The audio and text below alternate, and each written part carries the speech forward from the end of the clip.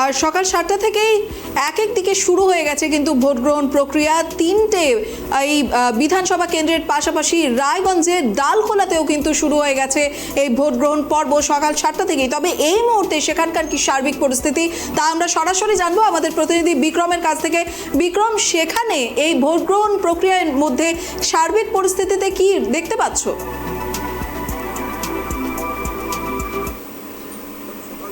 এখানে স্বাভাবিক পরিস্থিতি রয়েছে গোটা ডালখোলা এবং করমদিঘি এলাকায়, এবং কিছু কিছু বুথে ইভিএম মেশিনের প্রবলেম হয়েছিল, কিন্তু তড়িঘড়ি কিন্তু সেই ইভিএম মেশিন বদলে দেওয়া হয় এবং আজ কিন্তু সুষ্ঠুভাবেই কিন্তু করমদিঘি বিধানসভাতে ভোট হচ্ছে। এবং আমরা যেখানে দাঁড়িয়ে আছি এই ডালখোলা গার্লস হাই স্কুল, সেখানে কিন্তু সকাল থেকে প্রচুর মানুষ লাইনে দাঁড়িয়েছে এবং প্রচুর মানুষ ভোট দিচ্ছে।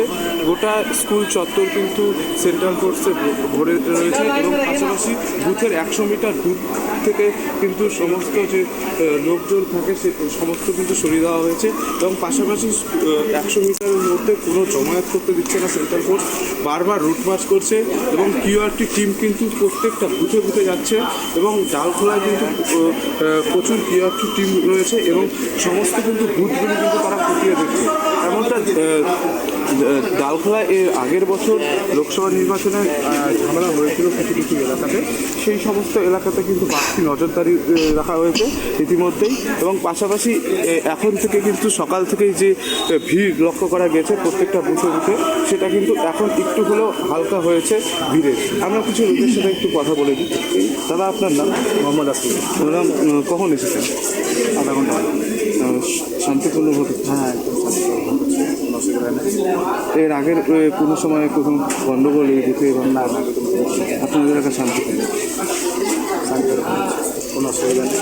একদমই দেখো, যেরকমটা সাধারণ মানুষের সঙ্গে রয়েছে এবং মহিলাদেরও কিন্তু ভর্তি রয়েছে এবং মহিলাদের আলাদা লাইন করে দেওয়া হয়েছে, সেখানে পুরো স্কুল চত্বরে রয়েছে। পাশাপাশি ইতিমধ্যেই কিন্তু এই এলাকাতে বলতে গেলে প্রচুর ভোট কিন্তু এখন পর্যন্ত দেওয়া হয়ে গেছে। আন্দোলনটা নিলে না ফটো, ঠিক আছে না?